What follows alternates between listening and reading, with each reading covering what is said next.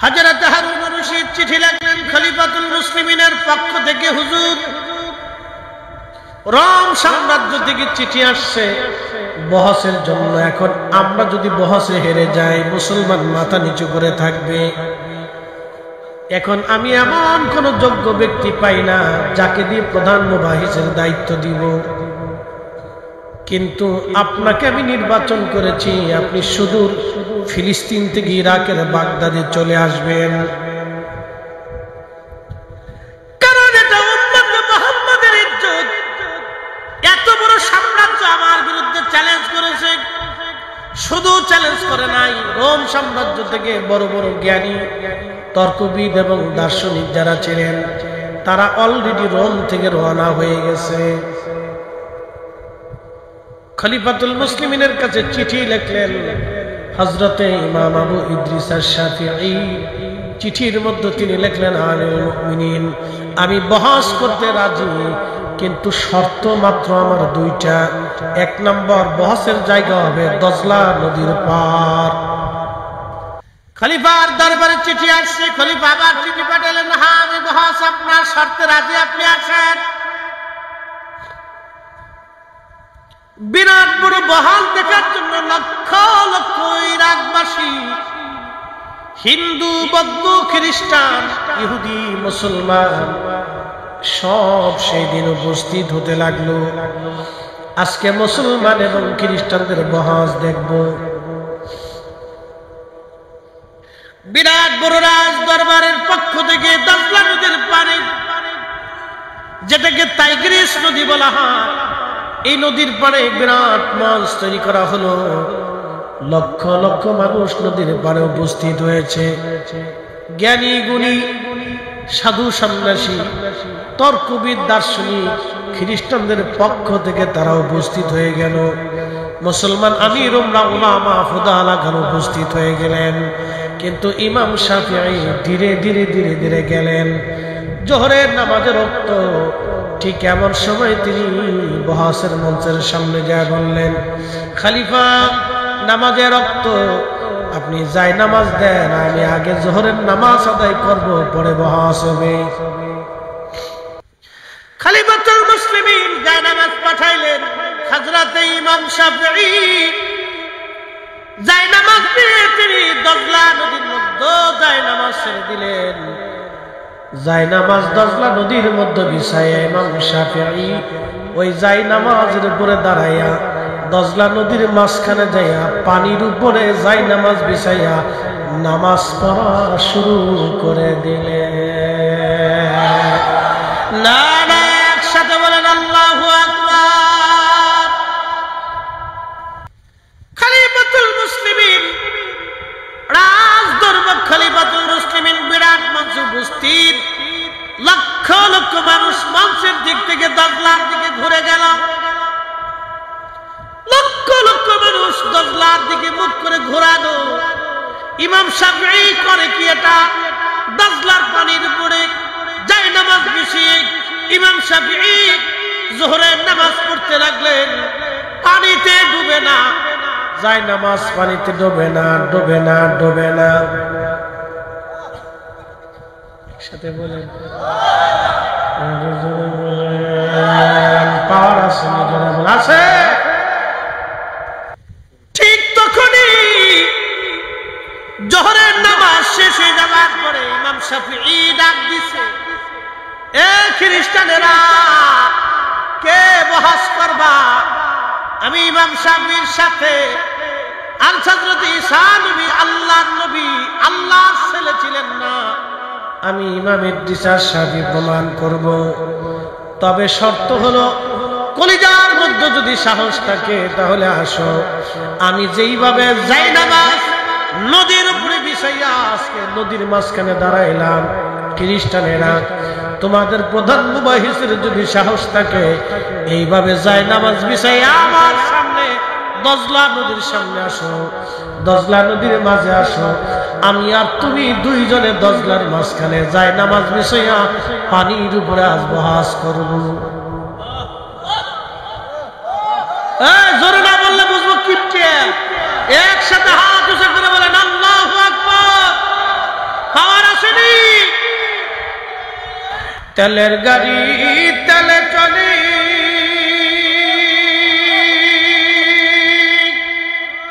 হাওয়ার গাড়ি হাওয়া উড়ে, বিনা তেলে চলে গাড়ি নবী সুলাইমান। আমরা সেই মুসলমান।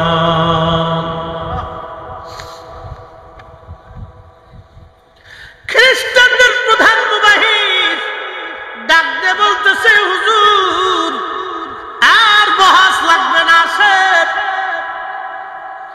যেই ঈমান, যেই কালেমা, যেই কোরআন, যেই নবীর আনিত ধর্ম বিধানের উপরে থেকে ঈমান এনে আমল করে, যেই যাই নামাজ বিষয়া দজলা নদীর মাঝখানে নামাজ আদায় করতে পারলেন, আর বুঝার বাকি নাই ওই ঈমান, ওই কালেমাই ঠিক, ওই জীবন ব্যবস্থায় ঠিক, ওই নবী সঠিক, আমাদের আর বুঝার বাকি নাই। আসেন আমরা খ্রিস্টান যারা বহসের জন্য আসছিলাম, আপনার হাতে কালেমা পড়ে আস ঈমানওয়ালা হয়ে যাব। এটার নাম হচ্ছে কামালিয়াত। কামালিয়াত কামালিয়াত কামালিয়াত। এই কামালিয়াতের জন্য কোটি কোটি মানুষ তাদেরকে ভালোবাসে। বাংলাদেশে প্রেসিডেন্ট মারা গেল, প্রধানমন্ত্রী মরে গেল, এরপরে রাষ্ট্রপতি মরে গেল, এ মন্ত্রীরা মরে গেল, অর্থমন্ত্রী, বিভিন্ন মন্ত্রী, ধনীরা মরে গেল, কোটিপতি মারা গেল, বিরাট বড় নেতা মারা গেল, চোর ডাকাত মরে গেল, কিন্তু কারো কবরে মানুষ যায় না। আজকে 750 বছর ধরে আল্লাহর ওলি শাহজালাল রহমাতুল্লাহের বরগাহে কোটি কোটি মানুষ 700 বছর ধরে যায় আসে, জিয়ারত করে। উনি এমন একজন মুকুটহীন সম্রাট, যার সৈন্যবাহিনী নাই, যার রাজত্বের সীমানা নাই, তিনি মুকুটহীন সম্রাট, তার সংসদও নাই, সিংহাসনও নাই, কিন্তু ওনার বরগাহে কোটি কোটি মানুষ যায় আর আসে। কিয়ামত পর্যন্ত জিয়ারত চলতেই থাকবে, বন্ধ হবে না। এমন জীবন করিও গঠন, হাসিবে তুমি কাঁদিবে ভুবন। এমন জীবন করিও গঠন, হাসিবে তুমি কাঁদিবে ভুবন, কাঁদিবে ভুবন। 3 নম্বর হচ্ছে কারাবাত। কারাবাত মানে নৈকট্য। আপনি সোহবত যত বেশি দিবেন, মহব্বত তত বাড়তে থাকবে। যত বেশি সোহবত দিবেন, মহব্বত বাড়তে থাকবে। প্রিয় উপস্থিতি, খারেনাবাসী, হযরত ওমর রাদিয়াল্লাহু আনহু তিনি হিমসের একজন শাসক বানাইলেন। তার নাম সাঈদ ইবনে আমির রাদিয়াল্লাহু আনহু, যিনি হিমসের প্রশাসক ছিলেন, গভর্নর ছিলেন। হযরত ওমর চিন্তা করলেন, বহুদিন হলো আমি হিমসে যাই না, একটু হিমসে যে ঘুরে দেখে আসি হিমসের জনগণ কেমন আছে। হযরত ওমর রওনা করলেন। সুদূর হিমস প্রদেশে যখন তিনি গেলেন, মসজিদে, সেন্ট্রাল মসজিদে, গভর্নর হাউসে গেলেন। মুসলমানরা নামাজ পড়ার জন্য আসছে। হযরত ওমর সবাইকে জিজ্ঞেস করলেন, হে হিমসের প্রশাসকরা, ও হিমসের জনগণ, আপনারা শোনেন, আপনাদের গভর্নর সম্পর্কে আপনাদের কোনো কি অভিযোগ আছে কিনা? এই গভর্নর সম্পর্কে আপনাদের অভিযোগ আছে কিনা? হযরত আমিরুল মুমিনিন হিমসে গেলেন, সমস্ত মুসলমানদেরকে গভর্নর হাউসে ডাকলেন, মসজিদে ডাকলেন। হিমসের যিনি গভর্নর, তিনি আল্লাহর নবীর সাহাবী সাঈদ ইবনে আমির রাদিয়াল্লাহু আনহু। হযরত ওমর সবাইকে ডাক দিয়ে বলেন, হে জনগণ, আমি যে আপনাদের জন্য একজন গভর্নর নিযুক্ত করছিলাম, এই গভর্নর সম্পর্কে আপনাদের মতামত ব্যক্ত করেন। এই গভর্নর সম্পর্কে আপনাদের কোনো অভিযোগ, অনুযোগ আছে কিনা বলেন।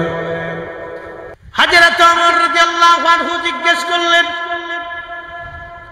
হে জনগণ, তোমরা বলো, খলিফা গভর্নর সম্পর্কে তোমাদের মতামত কি? লোকেরা বলল, আমিরুল মুমিনিন, এক নম্বর অভিযোগ হলো আমাদের যিনি গভর্নর আছেন তিনি প্রত্যেকদিন সকালবেলা দেরি করে অফিসে আসেন, অর্থাৎ কার্যালয়ে তিনি আসেন সকালবেলা দেরি করে। আসার কথা 9টায়, তিনি আসেন 10টায়। কারণ কি? আমরা এই কারণ সর্বপ্রথম জানতে চাই। হাজরাতে আমার জিজ্ঞেস করলেন কি অভিযোগ? বলে হুজুর সকালবেলা দেরি করে অফিসে আসে। গভর্নর হাউসে কার্যালয়ে সকালবেলা দেরি করে আসে, কি জন্য আসে জবাব দিতে বলেন। হযরত ওমর বললেন, সাইদ ইবনে আমের, আপনি জবাব দেন, কারণ আপনি আল্লাহর নবীর সাহাবী, আপনি কেন দেরি করে আসেন? সাইদ ইবনে আমের বললেন, ইয়া আমিরাল মুমিনিন, বিষয়টাকে নিজের মধ্যে গোপন রাখতে চেয়েছিলাম, কিন্তু জনগণ যেহেতু মামলা করেছে, অতএব জবাব যদি না দেই তাহলে আমি দোষী হয়ে থাকব। হুজুর, আপনি জানেন গভর্নরই কোনো ভাতা আমি মাসে নেই না, বাইতুল মাল থেকে সামান্য পরিমাণ খরচ আমাকে দেওয়া হয়। এই সামান্য খরচ দিয়ে আমার সংসার মোটেও চলে না। আমার কাজের কোনো লোক নাই যে আমার ঘরে কাজ করে দিবে। আমি নিজে নিজে রুটি বানাই, নিজে নিজে রান্না বান্না করি, নিজে নিজে ঘরের কাজ করি। এই কাজ সেরে গভর্নর হাউসে আসতে আমার দেরি হয়ে যায়। জোরে জোরে জোরে জোরে জোরে, আরো জোরে, আরো জোরে। আর ড্রাইভারের কোটি কোটি টাকা।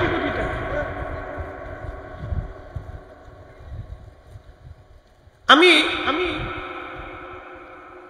এই 4-5 মাস আগে ঢাকাতে একজন জমি, যারা জমি বিক্রি করে, ওনার এক অফিসে বসে বসে ভদ্রলোকে, তো এমন সময় এক ভদ্রলোক আসছে, মাথায় টুপি, মুখে দাড়ি, গায়ে পাঞ্জাবি। তো আসার পরে সে 60 কোটি টাকা দিয়ে জমি বাইনা করছে, অর্থাৎ 60 কোটি টাকার জমি কিনবে, কয়েক কোটি টাকা বাইনা করতেছে, একটা স্টাম্প নিচ্ছে আর কি। কত কোটি টাকা? 60 কোটি। আমার দিকে তাকান, বুঝে যায় 60 কোটি টাকা, এটা 2-1 টাকা না। তো বাইরে টাকা দিয়ে চলে গেছে। আমার ভদ্রলোক চা খাওয়াচ্ছে, বললো, হুজুর এই লোকরে কি চিনেন আপনি? না। হুজুর উনি হচ্ছে ঢাকা দক্ষিণের ওয়াসার ইঞ্জিনিয়ার। আমি বললাম, মাসে বেতন কত? 50, 60, 70 সব মিলিয়ে 1 লক্ষ হবে। তাহলে বছরে কামাই কত? বলে 12 লক্ষ।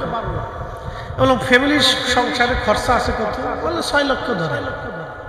তাহলে থাকে কত? বলে 6 লক্ষ। তো বছরে যদি 6 লক্ষ হয়, তাহলে 60 কোটি টাকা হলে কত বছর লাগে? জিন্দিগি ফাঁকি দিয়ে চলে গেছে। কথা ঠিক কিনা? কিন্তু সে জমি কিনতে আসছে 60 কোটি, বাকি টাকা কে দিবে? আজরাইল না জিবরাইল আলাইহিস সালাম? কেউ দেয়। এই বাকি টাকাগুলি সব আমাদের টাকা।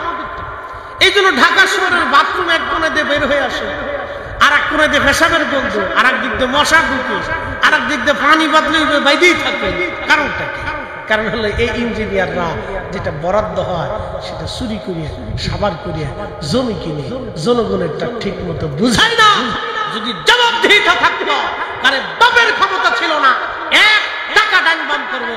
কথা বলেন ঠিক না? খোলাফায়ে রাশিদিনের চরিত্র। ইসলাম কি আধুনিক ছিল সেই দিনও, আপনি শুনলে গা শিহরে উঠবে যে ইসলাম সেই দিনও কি আধুনিক ছিল, যা এমন ভাবে শিখিয়ে গেছে কিয়ামত পর্যন্ত যদি চলমান থাকে, তাহলে ইসলামের সেই জিন্দেগি ব্যবস্থাটা এত সুন্দর ছিল যে কিয়ামত পর্যন্ত মানুষ নিশ্চিন্তে দরজা খুলে ঘুমাইতে থাকবে, চোর ঢুকা সাহস পাবে।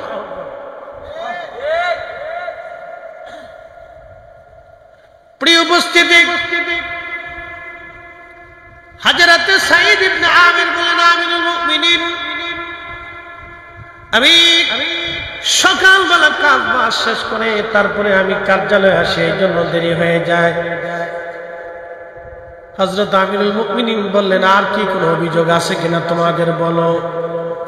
লোকেরা বলল, হুজুর আর একটা অভিযোগ আছে। বলে, কি অভিযোগ? দিনের বেলা ওনার কাছে গেলে ওনার সংবাদ আমরা পাই, কিন্তু রাত্রি বেলা ওনাকে ডাকলে কোনো কাজে ওনাকে পাওয়া যায় না। কারণ কি? হযরত ওমর বললেন, সাইদ ইবনে আমের, আপনি নবীর সাহাবী, জবাব দিয়ে দেন। সাইদ ইবনে আমের বলেন, আমিরুল মুমিনিন, বিষয়টা গোপন রাখতে চেয়েছিলাম, কিন্তু আজকে বিষয়টা প্রকাশ করতেই হবে, না তো উপায় নাই। হুজুর, সারাদিন আমি জনগণের জন্য কাজ করি, কিন্তু রাত্রিবেলা যখন হয় তখন আমি আমার মালিকের কাজে নেমে যাই। সারা রাত্র আমি ঘুমাই না, সারা রাত্র আমি আমার মালিক, আমার আল্লাহর সিজদার মধ্যে কাটাই, আল্লাহর জিকিরে ইবাদতে কাটাই। বিদায় দুনিয়ার মানুষের সঙ্গে আমি কোনো কথা বলি না, কারণ সারা দিন জনগণের কাজ করি, সারা রাত্র আমি আমার আসল মালিকের কাজ করি। হুজুর, এই জন্য জনগণের ডাকে আমি সাড়া দিতে পারি না, কারণ আমি আমার মাওলার ডাকে সাড়া দেই। চিৎকার করে জোরে বলেন আল্লাহু আকবার। এই জন্য আল্লাহর নবী বললেন, আল্লাহ আল্লাহ ফি আসহাবি, আল্লাহ আল্লাহ ফি আসহাবি। ও আমার উম্মত, আল্লাহকে ভয় করো আমার সাহাবীদের ব্যাপারে, সাহাবীদের ব্যাপারে আল্লাহকে ভয় করো, সাহাবীদের ব্যাপারে আল্লাহকে ভয় করো।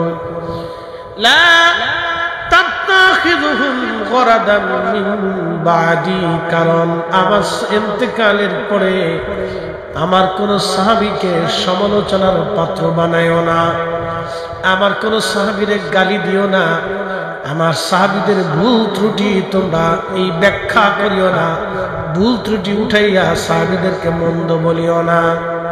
এক জনপদের মানুষ শুধু অন্যায় করত, তো আল্লাহ জিবরাইল আলাইহিস সালাতু ওয়াস সালামকে পাঠাইলেন, তুমি জনপদকে ধ্বংস করে দাও, উল্টায় দাও। তো জিবরাইল আলাইহিস সালাম ওই জনপদে যাওয়ার পরে দেখলেন ওই জনপদের ভিতরে একজন বুজুর্গ আছে, সে 24 ঘন্টা আল্লাহর ইবাদতে কাটায়। জিবরাইল বললেন, ইয়া রাব্বি, একজন বুজুর্গ আছে 24 ঘন্টা ইবাদতে কাটায়, তাকে সহ কি উল্টাই দিব? আল্লাহ বললেন, হ্যাঁ, তাকে সহ জমিন উল্টে। বলে আল্লাহ, কারণ কি? বলতেছে, সে এত জীবন ইবাদত করছে, কিন্তু আমার বান্দাদেরকে আল্লাহর পথে ডাকে।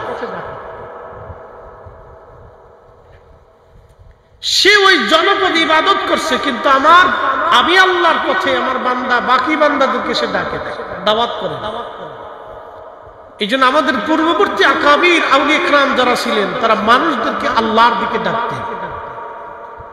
সতুরার হুজুর কেবলা শুধু খানকার মধ্যে থাকতেন না, মানুষদেরকে তালিম তরবিয়ত দিয়ে শিক্ষা দিতেন দ্বীনের কথা। বলেন ঠিক কিনা? এগুলো তাদের কাজ ছিল। প্রিয় উপস্থিতি, রব্বুল আলামিন আমাদেরকে শিক্ষা দিলেন, ইন্নাল্লাহা ইয়া'মুরু বিল আদলি ওয়াল ইহসান। ও বান্দা, দুনিয়ার মধ্যে তুমি ন্যায় করবা, অন্যায় কখনো করবা না, ন্যায় করবা।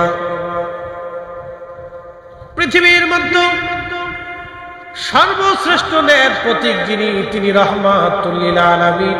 63 বছরের জীবনে কোনোদিন একটা খাতা পাবেন না। 63 বছরের জীবনে চুল পরিমাণ যার ভুল আপনি খুঁজে পাবেন না, চুল পরিমাণ কোনো ত্রুটি পাবেন না। যিনি সর্বশ্রেষ্ঠ ন্যায়ের প্রতীক, তিনি আমাদের নবী রাহমাতুল লিল আলামিন, আল্লাহর প্যারা মেহবুব, আল্লাহর হাবিব। কথা বলেন ঠিক কিনা? আমরা তার উম্মত। উম্মত শব্দের অর্থ হচ্ছে অনুসারী। আমরা রাসূলের অনুসারী। আমরা কার অনুসারী? জোরে বলেন, কার? আমরা রাসূলের কারীমের অনুসারী। আমরা কোনো নায়ক নায়িকা, কোনো রাজনীতি ব্যক্তিত্বের অনুসারী না।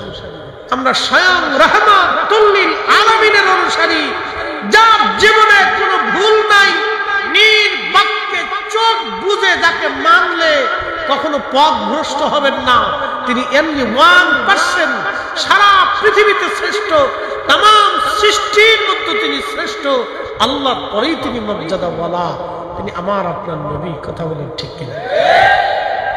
কোনো সন্দেহ? আল্লাহ রসুলের কথার ভিতরে কোনো সন্দেহ আছে? কারি যখন কোরআন শরীফ পড়ে,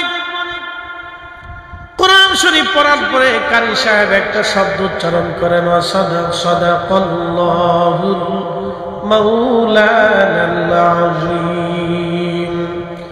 আল্লাহ সত্য বলেছেন, আল্লাহ যাহা বলেছেন সত্য বলেছেন। এরপরে কারি আবার বলেন, সাদাকা রাসূলুহুন নবিয়ুল হাবিবুল কারীম।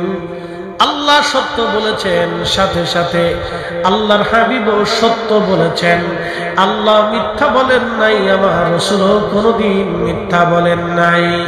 কারণ রাসূল যদি মিথ্যা বলতেন তাহলে আল্লাহর কথার মধ্যে এই উম্মত সন্দেহ খুঁজে পাইত। আমার রাসূল মিথ্যা বলেন নাই বিধায় আল্লাহটা আমরা নির্বাক্যে চোখ বুঝে বুঝে মেনে নেই। কারণ কোরআন আল্লাহ তার নবীর উপরে নাজিল করেছেন, আমরা কখনো দেখি নাই এই কথা আমার আল্লাহর নবী বলে দিয়ে গেছেন। কথা বলেন ঠিক কিনা? আচ্ছা প্রশ্ন করি, কোরআন শরীফ যখন নাজিল হয়েছিল তখন কি সাহাবীরা এই জিবরাইল আসছে গেছে, এরপরে আল্লাহ পাক কথা বলতেছেন, নবীজির কালবে কোরআন আসতেছে, এটা কি দেখা গেছিল? না, দেখা যায় না। আল্লাহ যে নাজিল করছেন রাসূল কারীমের কালবে কোরআন আসছে, কখনো দেখা যায় না। কিন্তু রাসূল বলছেন, সাহাবে کرام বিনা বাক্যে বিশ্বাস করছেন, এটা কোরআনের আয়াত, এটা আমি নবীর কথা, এটা আল্লাহর কথা, এটা আমি রাসূলের কথা, এটা আল্লাহর কথা।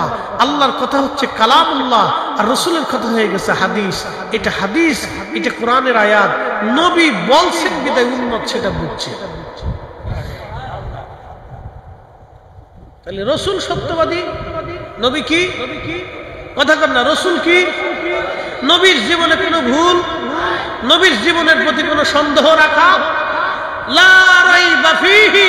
কোরআনে যেমন সন্দেহ করা যাবে না, আমার রাসূলের জীবনে এরকম সন্দেহ করা যাবে না।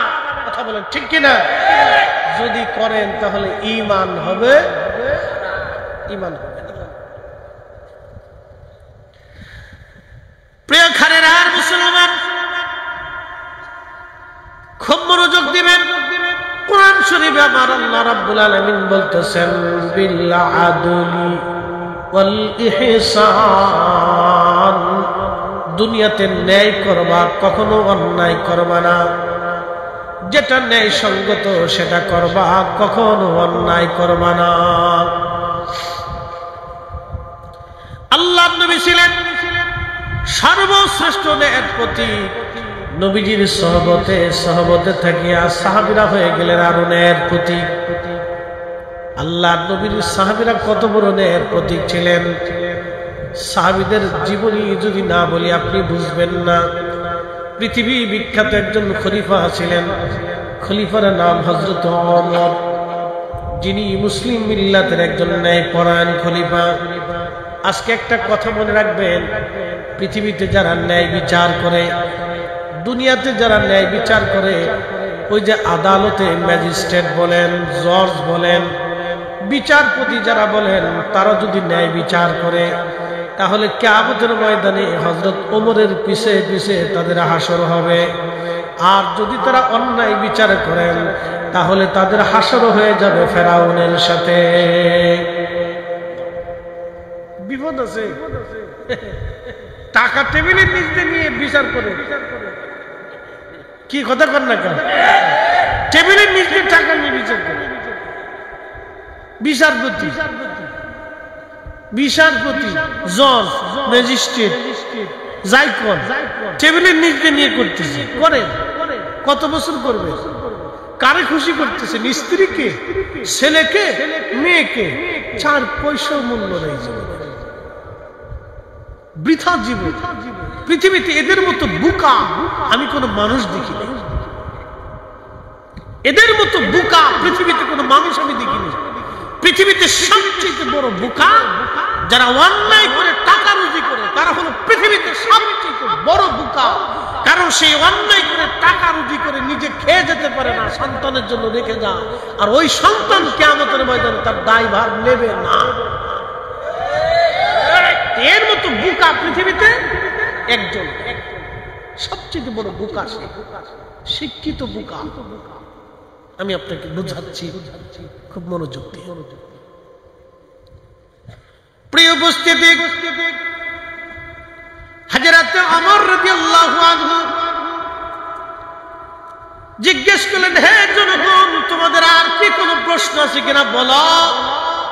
জনগণ বলতেছে, আমিরুল মুমিনিন, এই গভর্নর সম্পর্কে আমাদের আর একটা অভিযোগ আছে। বলে, কি অভিযোগ? সে মাসে একদিন গভর্নর হাউসে চাকরিতে জয়েন করে না, কারণ কি? কত বড় অভিযোগ দেখছেন?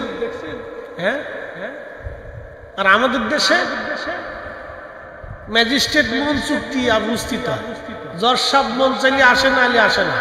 আর যারা জমি রেস্ট্রি করে, রেস্ট্রি অফিসার, পুরে বাপরে বাপ, সে তো বিরাট বড় অফিসার, মন চাইলে আসে, না চাইলে আসে না। লোকজন কাগজপাতি নিয়ে হ্যাঁ করে বয়ে যায়। কি কথা কন না, এই তো দেশ চলতেছে। আবার আমি এক জায়গায় গেছি, সে বহুদিন আগে, বাংলাদেশের এক অফিসে, এই যে আপনার ট্যাক্স হাউস, হ্যাঁ, ট্যাক্সের একটা ফাইল করার জন্য গেছে, বুঝতে পারছেন? তো যাওয়ার পরে অফিসার, যে মেন অফিসার, তার নিশ্চিতটা বলতেছে, বল হুজুর আপনি আসছেন, এই আমাদের অফিসার আসে নাই 2-3 দিন। আমি বললাম, অফিসার কই থাকে? বলছে, না তিনি আসে নাই, উনি এত বড় অফিসার, ওনার মাম পানিতে গোসল করা লাগে। তাই আমি বললাম যে আমি যদি কোনোদিন রাষ্ট্রপ্রধান হইতে পারতাম, ওরা বুড়িগঙ্গার ভিতরে কায়দা মতো সুবায়া শিক্ষা দিয়ে দিতাম যে মাম পানি কোথায় পায়। আপনি শুনলে গা শিহরে উঠবে। আমি বললাম, দেশ চলে কিভাবে? এটা কি দেশ চলার পদ্ধতি নাকি? 3 দিন পর্যন্ত অফিসে গেছে, তারা খুঁজে পায়নি একটা সিগনেচার। আমার টাকা, আমার জিনিস, আমার বৈধ জিনিস খুঁজে পাওয়া যায় না। ওনারা বলে মাল দিতে, মাল না দিলে সিগনেচার দিবে না, মাল দিলে রাতারাতি সিগনেচার দিবে।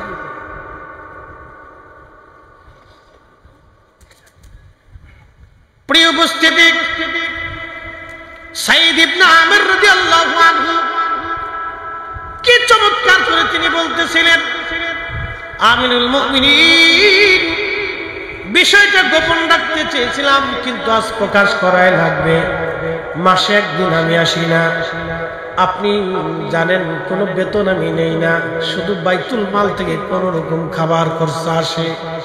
হুজুর, আমার মাত্র একটাই জুব্বা আছে, এছাড়া আর কোনো জুব্বা আমার নাই।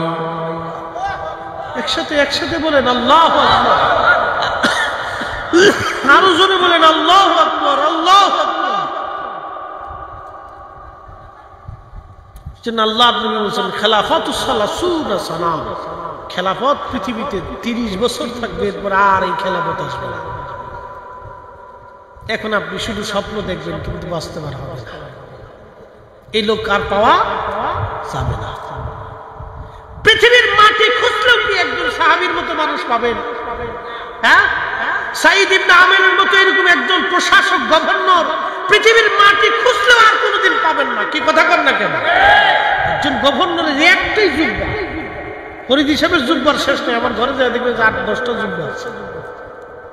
একজন গভর্নরের একটাই জুব্বা। বলে, আমিরুল মুমিনিন, আমার একটাই মাত্র জুব্বা, আর কোনো জুব্বা নাই। প্রত্যেক মাস শেষ হলে একটা বার এই জুব্বাটা ধৌত করা লাগে। আমি যদি ধৌত করি তাহলে অফিসে আসতে, কাজে আসতে পারি না। এই জন্য আমি মাসে একটা দিন কাজের জন্য আমি আসতে পারি না। জুব্বা কাপড় চোপড় ধোয়ার কারণে আমি মাসে একটা দিন জনগণের কাজ করতে পারি না। একবার জোরে বলা যাবে আল্লাহু আকবার। তেলের গাড়ি তেলে চলে,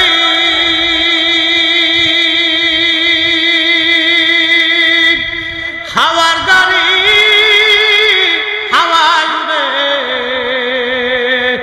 বিনা তেলে চালায় গাড়ি নবী সুলাইমান আমরা সেই মুসলমান, আমরা সেই মুসলমান।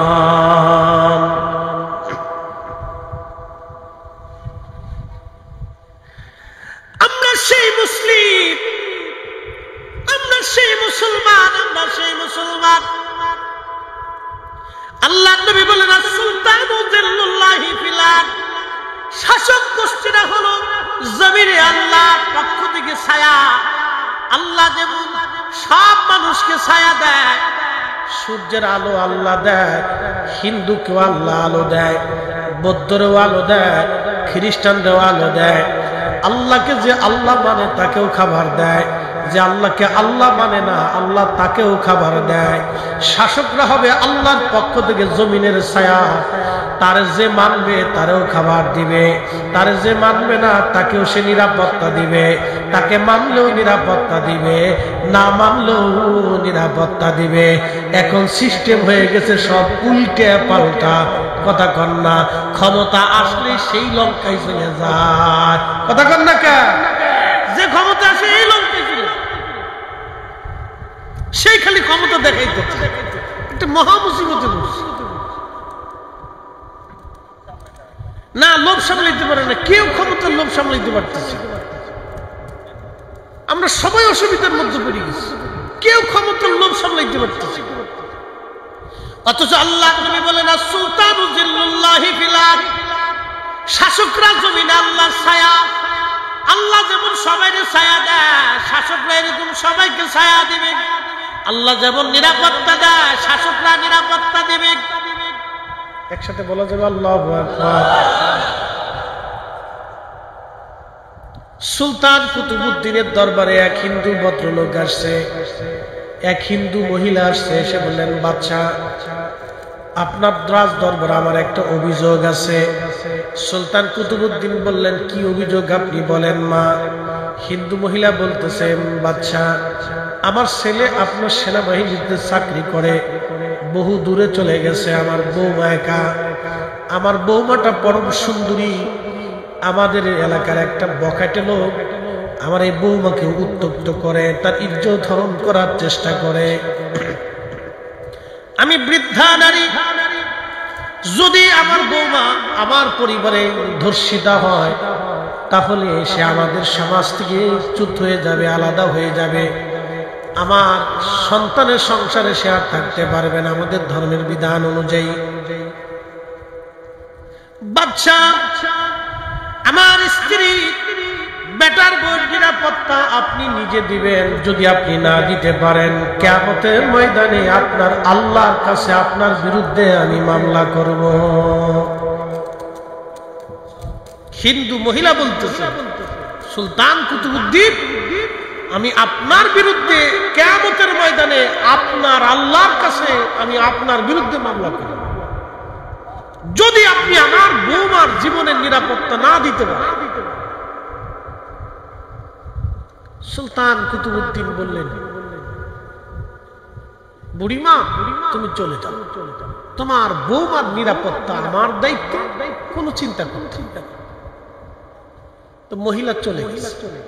সুলতান কুতুবউদ্দিন চিন্তা করলেন, যদি সৈন্য পাঠাই দায়িত্ব অবহেলা করতে পারে, আমাকে নিজে যেতে হবে।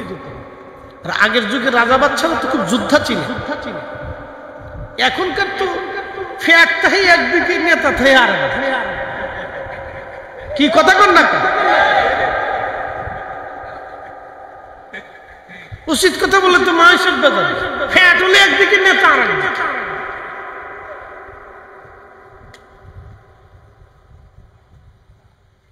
খুব মনোযোগ দিয়ে সুলতান কুতুবউদ্দিন রাহিমাহুল্লাহ নিজে অস্ত্রে শস্ত্রে সজ্জিত রাত্রিবেলা তিনি ওই হিন্দু ভদ্র মহিলার বাড়িতে যে চুপচাপ বসে আছেন গোপন স্থানে। দেখি রাত্রিবেলা কে আসে আজ, অবশ্যই তাকে আজ ধরতে হবে। গভীর রাত্র চলতেছিল, হঠাৎ বৃদ্ধ মহিলা চিৎকার করলো, কে আসো, তাড়াতাড়ি আসো, আমার বৌমার ইজ্জত তোমরা বাঁচাও। এমন সময় সুলতান কুতুবউদ্দিন তার রণকৌশল দিয়ে ওই ছেলেটাকে ধরে ফেললেন, ওই যুবককে ধরে ফেললেন, তার গলার মধ্যে তলোয়ার চেপে ধরছে। ঠিক এমন সময় বুড়িমার ঘরের মধ্যে বাতি জ্বলতেছিল, চেরাগ জ্বলতেছিল। সুলতান কুতুবউদ্দিন বললেন, বুড়িমা আপনার চেরাগটা দ্রুত গতিতে বন্ধ করে দেন। চেরাগের আলো বন্ধ করলেন। বুড়িমাকে বলেন, বুড়িমা ভয়ের কোনো কারণ নাই, আমি সুলতান কুতুবউদ্দিন আজ আপনার বৌমার নিরাপত্তার জন্য নিজে চলে আসছি। একবার জোরে বলা যাবে আল্লাহু আকবার। আর আমাদের দেশের কোন নারী যদি ধর্ষিতা হয়, দেশের নেতারা কিছু পয়সা করে দিয়া, আর গরিব মানুষ যদি হয় কিছু পয়সা করে দেয়, মিট করাইয়া ছাইড়ে দেয়। ওরে বেটা, কবরে তো তোকে যেতেই হবে, আল্লাহর আদালত, আল্লাহর দরবারে দাঁড়াইতে হবে। সেই দিন তোমার 14 গোষ্ঠীও তোমারে বাঁচাইতে পারবে না। কি কথা বল না কেন? নিরঞ্জন 14 গোষ্ঠীও পারবে না আল্লাহর আদালত থেকে বাঁচাইতে।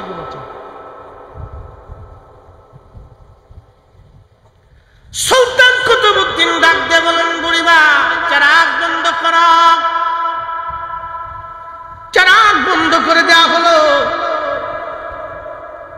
কিছু সময় পরে সুলতান কুতুবউদ্দিন আবার বলেন, বুড়িমা চেরাগ আবার জ্বালাও। চেরাগ জ্বালানো হলো। সুলতান কুতুবউদ্দিন ওই যুবকের দেহ থেকে মাথা বিচ্ছিন্ন করে ফেললেন তলোয়ার দিয়ে কেটে। মাথার চেহারার দিকে থেকে সুলতান কুতুবউদ্দিন বলেন আলহামদুলিল্লাহ। যখন আলহামদুলিল্লাহ বললেন, এরপরে বললেন, বুড়িমা তাড়াতাড়ি করে আমাকে 1 গ্লাস পানি পান করাও। মহিলা দ্রুত গতিতে 1 পেয়ালা পানি আনলেন। সুলতান কুতুবউদ্দিন পানি পান করলেন। ফিরে চলে আসবেন এমন সময় মহিলা, হিন্দু ভদ্র মহিলা বলতেছিল, সুলতান আজকে 3টা প্রশ্নের জবাব না দিয়ে গেলে আমি আমার বাড়ি থেকে আপনাকে যেতে দেব না। বলে, মা কি প্রশ্ন তুমি বলো। মহিলা ডাকতে বলতেছে, সুলতান প্রথম প্রশ্ন, আপনি কেন আমাকে বাতি নিভাইতে বললেন? 2 নম্বর প্রশ্ন, বাতি জ্বালানোর পরে আলহামদুলিল্লাহ কেন বললেন? 3 নম্বর প্রশ্ন, আমি হিন্দু হওয়ার পরও আমার বাড়িতে আপনি কেন পানি পান করলেন?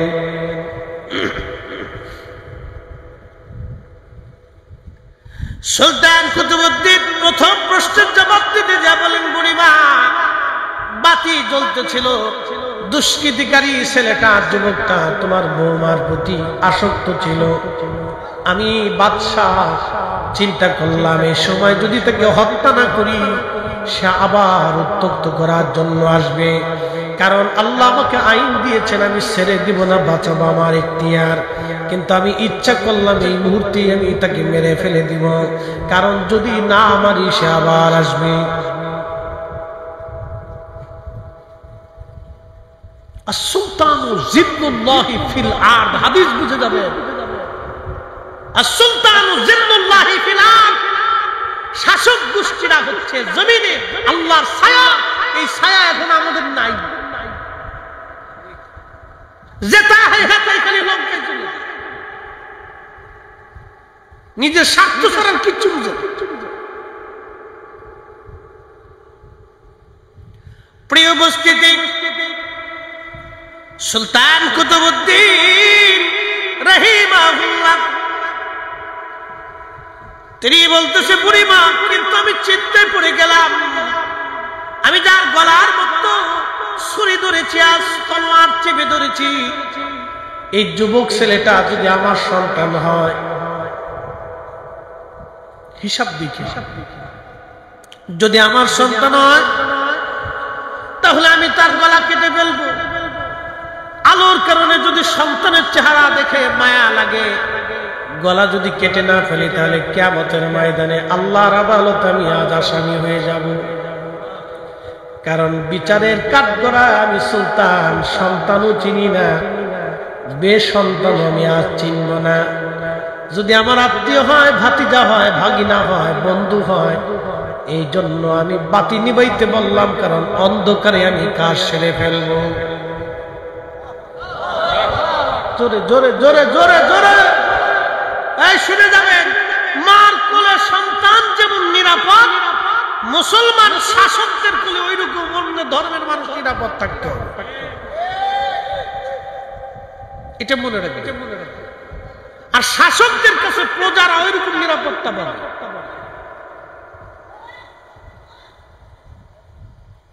সবাই ওইরকম নিরাপত্তা পাবে। কিন্তু বড় আফসোস করে আজকে বলতে হচ্ছে, অনেক জায়গায় সুন্নি মাহফিল করতে গেলে বাধা দিবেন, অনেক জায়গায় সুন্নি ইমাম মসজিদ থেকে তাড়ানোর চিন্তা করবেন। এগুলি কি? এগুলি কে শিখিয়েছে? কোন ধর্মের অনুসার? কোথা থেকে পাইছেন এই দিন?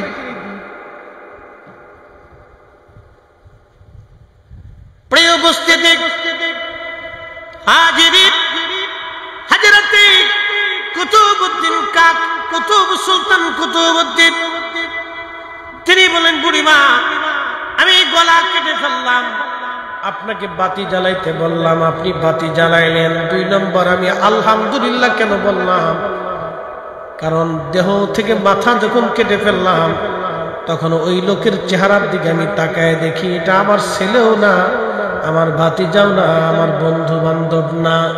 আমি আলহামদুলিল্লাহ এই জন্য বললাম, আমার রাজা বাচ্চার সন্তান হওয়ার পরেও তারা এই জুলুমের মধ্যে নাই, এই জুলুম তারা করে না।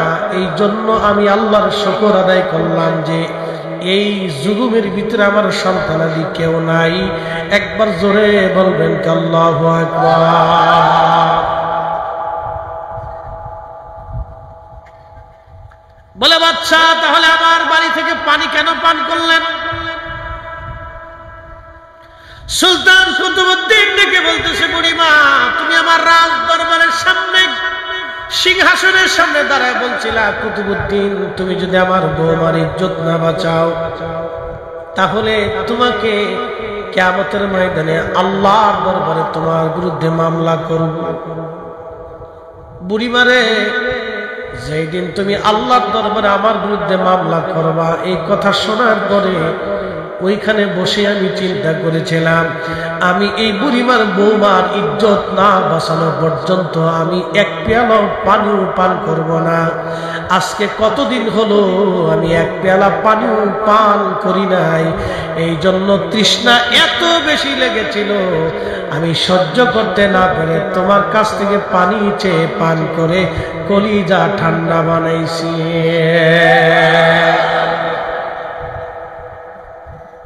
এই জন্য আসুলতানু জিল্লুল্লাহি ফিল আরদি, হাদিসটা আপনি এখান থেকে বুঝে যাবেন। এই জন্য আল্লাহ বলেছেন, ইন্নাল্লাহা ইয়া'মুরু বিল আদলি ওয়াল ইহসান, দুনিয়াতে ন্যায় করবা, অন্যায় করবা না। ন্যায়টা করো, অন্যায়টা করো।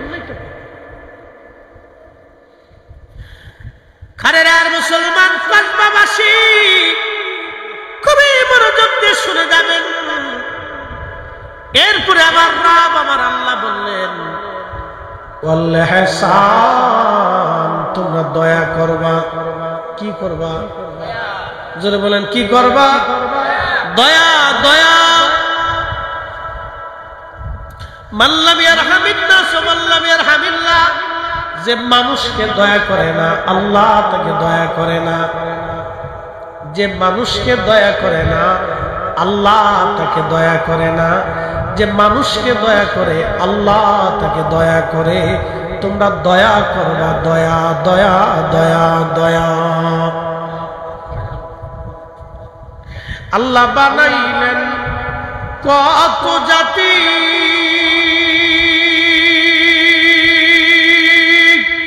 হইল না তার প্রেম প্রীতি, ঠিক কিনা? আল্লাহ বানাইলেন কত জাতি, হইল না তার প্রেম প্রীতি। অবশেষে মানুষ বানায় প্রেমের কারণে, ওরে অবশেষে মানুষ বানায় প্রেমের কারণে। প্রেমের ডুরি বান্ধরে মদিনার শনে, হায়রে প্রেমের ডরি বান্ধরে মদিনার শনে। এই ভালোবাসাটাকে আল্লাহ 100 ভাগে ভাগ করলেন। যদি পৃথিবীতে দয়া না থাকতো, ভালোবাসা না থাকতো, পৃথিবী ধ্বংস হয়ে যাইত। আপনি যদি দেখবেন একটা কুত্তারও যদি দয়া করেন, এই কুত্তা আপনার পিছু ছাড়বে না। আপনি যদি একটা বাঘের দয়া করেন, একটা বাঘের বাচ্চা নিয়ে আসবেন, পালতে পালতে আদর করতে করতে বড় হবে, ও সবাইরে কামড়াবে কিন্তু আপনাকে কামড়াবে না। এ বন্ধু, একটা হিংস্র প্রাণী হায়না, এই হায়না বড় বড় হিংস্র প্রাণী, এটা বাঘের চাইতেও হিংস্র। আপনি যদি এর ছোট্ট কালে ধরে নিয়ে আসেন, লালন পালন করেন, ও সবাইরে কামড়াবে কিন্তু আপনারে কামড়াবে না। এটার নাম ভালোবাসা। আল্লাহ নবী বললেন, ভালোবাসার দয়াটাকে আমার রব 100 ভাগে ভাগ করলেন। 100 ভাগে ভাগ করার পরে আমার আল্লাহ 99 প্রকার 99 ভাগ ভালোবাসা আল্লাহ নিজের কাছে রেখে দিলেন।